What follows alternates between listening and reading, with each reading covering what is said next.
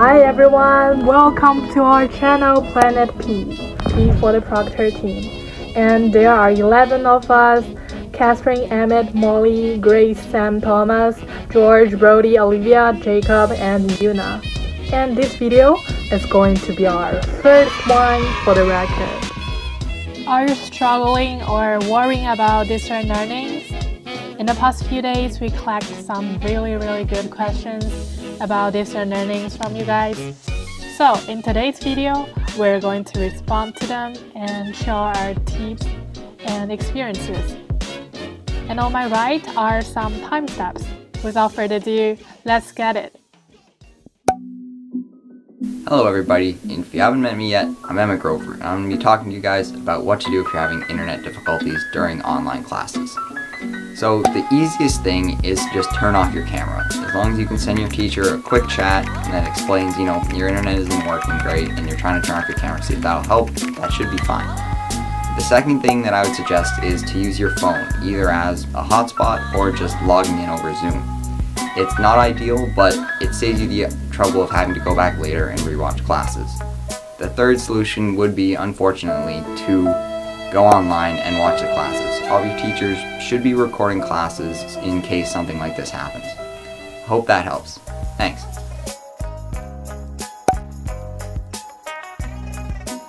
What up everyone? For those who don't know me, my name is Yuna Wu, and I'm going to answer the questions about Zoom fatigue and share my personal experiences. So for the questions right here. Guys, I feel you, trust me.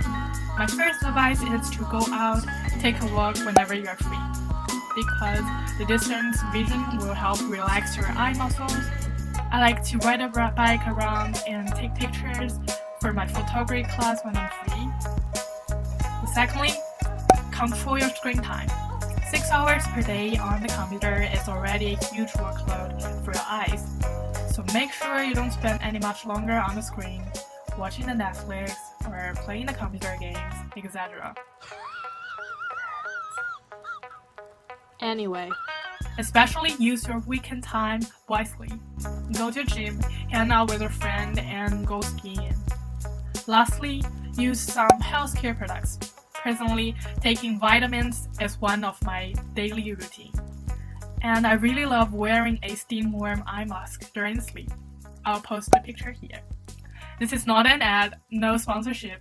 What I want to convey here is that you have the responsibility to take care of yourself and take care of your body. Hope these tips help. Thank you.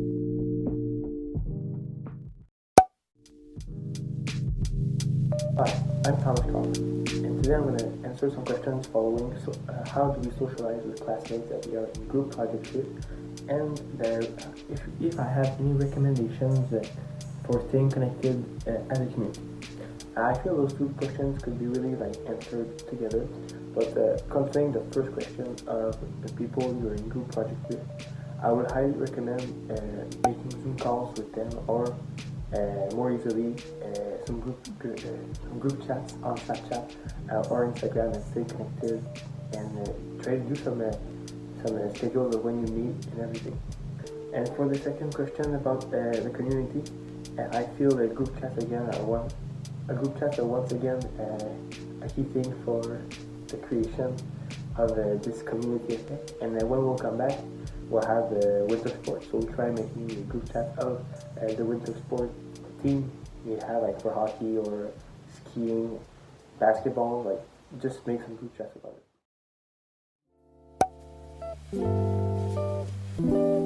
Hello everyone, I'm Brody and I'm going to answer the question, what should I do if I feel ugly and I don't want to open my video over Zoom? First of all, I'd like to answer that question by saying that you should still be keeping your Zoom video open during classes so that you're actively presenting yourself to be a part of the class. Feeling ugly should not be an excuse to keep your video off. With this being said, I feel I can present some tips to you to help decrease Zoom insecurities. First off, I'd like everyone to know that no one is looking at you more than yourself. Don't feel that everyone is looking at you, because they are definitely not. They're doing the same exact thing you are, which is staring at themselves, making sure they don't look ridiculous. Second, in order to feel confident, you need to present your best self. Being in good clothes, maybe fresh out of the shower, and having a nice place to work with a professional background behind you is a lot better than rolling out of bed, still having messy hair and baggy eyes, and being tired because you woke up 2 minutes ago. Presenting your best self will make you look a lot more confident and also a lot more professional in class. My third tip is probably the best of them all. Go ahead and bang out 100 push-ups before your Zoom call. This will not only get your blood flowing for maximum velocity and thoughts processed per second, but it also make you look absolutely yoked on the call. Good luck. Yours truly, the Proctors.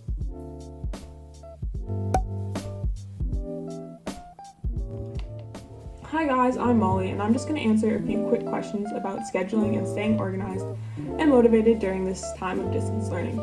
So the first question is, how can you stay organized and not be distracted? So what I did is I set up a desk in my living room, and I have everything I need for school here, and I just close the door during class so my family can't bother me. And I also stay organized with a schedule. I put all my assignments and all my classes in one Google Doc so that I know what I have to do during the week, and it's just super helpful to stay organized. And then the second question is, what are some study tips for being at home all day? And how should I stay motivated during the day? So I think it's super important to get up and move in between classes, so that 15 minutes when you aren't on a Zoom call. Get up, walk around your house, get some water, stretch a little bit, and then during your free periods or after school, find time to go for a walk, maybe go on a run, do something active so that you get your body moving, because it's not good for you to be sitting in a chair and on a computer screen all day. So it'll be super helpful for your studying and your motivation if you get up, move, and change up your day with a little bit of movement. And then what are some apps that you recommend to help improve studying? So I know that it's super helpful for some people to lock their phone. So like you set up the time restraints where you can't be on your phone when you're studying. So then it's just not tempting. You don't have to worry about it. You're focused on your homework. And then there's also some cool apps where it's like you grow a forest. So like the longer you don't go on your phone, the bigger your forest grows, and it just kind of like as motivation, you want to get make a big forest so you don't go on your phone. So there's some funny apps like that you can use and that can help you stay focused when you're studying. So I hope this helps. Thank you guys so much.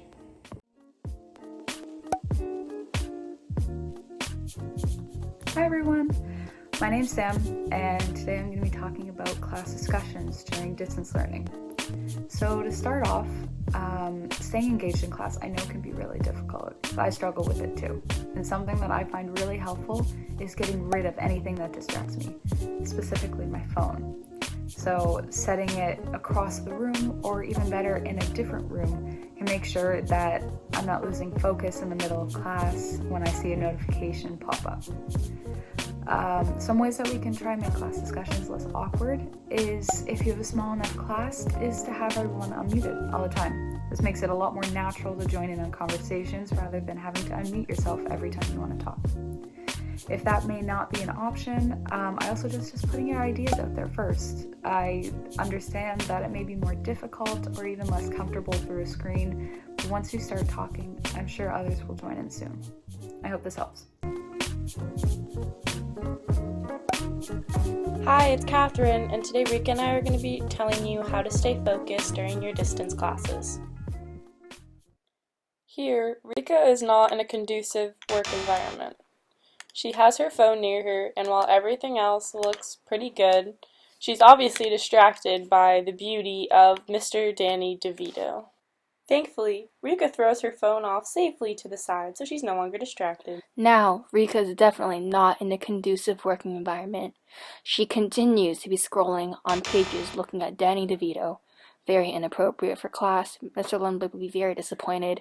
And she is lying on the couch in a very comfortable position, which makes it very inadequate for lessons. If Rika wants to be more productive, she should be sitting up, most likely without a blanket on herself, ready to take notes by hand on paper, so she's actively engaged during her class.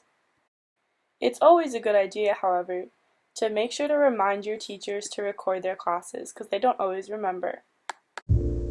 Here's some other advice how to stay focused. Plan time to spend off your screens. Puzzles, reading, and cooking or baking are all great ideas. And if you can, try and get outside for exercise. It's a great way to stay healthy. You've got this.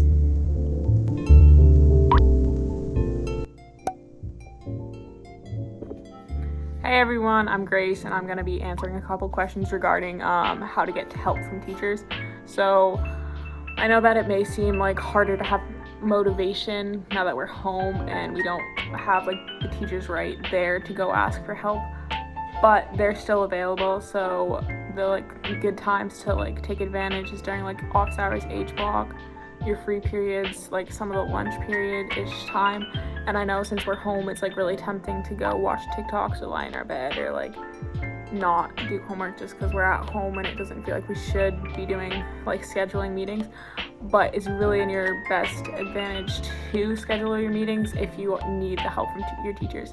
And so just email them, ask when they're free, if they're free for H block, office hours, whatever time during the week. Let them know what your schedule is and they will get back to you and will help you schedule a time that works best for both of you. And I do this a lot and it's really helpful. So again, that's really only the advice that I have, but email them, see what works for them, see what works for you, and good luck.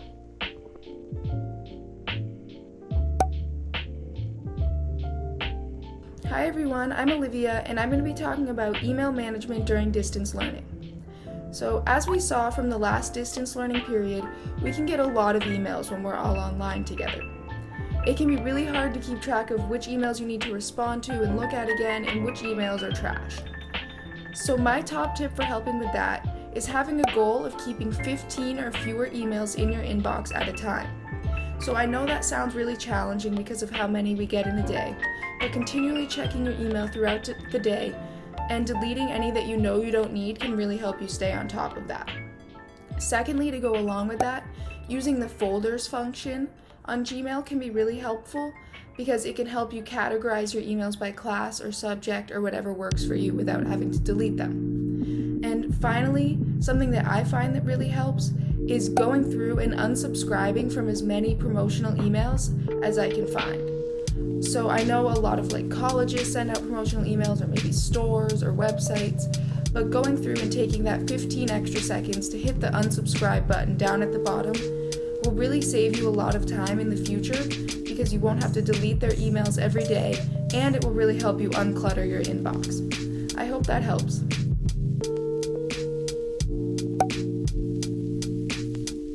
Hi, if you haven't met me yet, I'm George, and today I'm going to be addressing questions regarding hard to manage class times and unexcused absences during our winter term online period. So to start off, you should be attending each of your classes twice a week at minimum, and for the classes that you can't attend or don't have time to, you should be watching those recordings later in the day. And so for me, I won't be attending my classes at 5 a.m., so I'll just tell my teacher that in an email and that I'll be watching the recordings later in the day, and I'm all set. But you have to remember to email your teacher or they won't know that you won't be attending that class and they'll give you an unexcused absence. So I hope this helps. So that's all for this video. Hope it helps. If you have any other questions, please comment down below. And don't forget to hit the subscribe and thumbs up buttons. Thank you and have a great Thanksgiving break.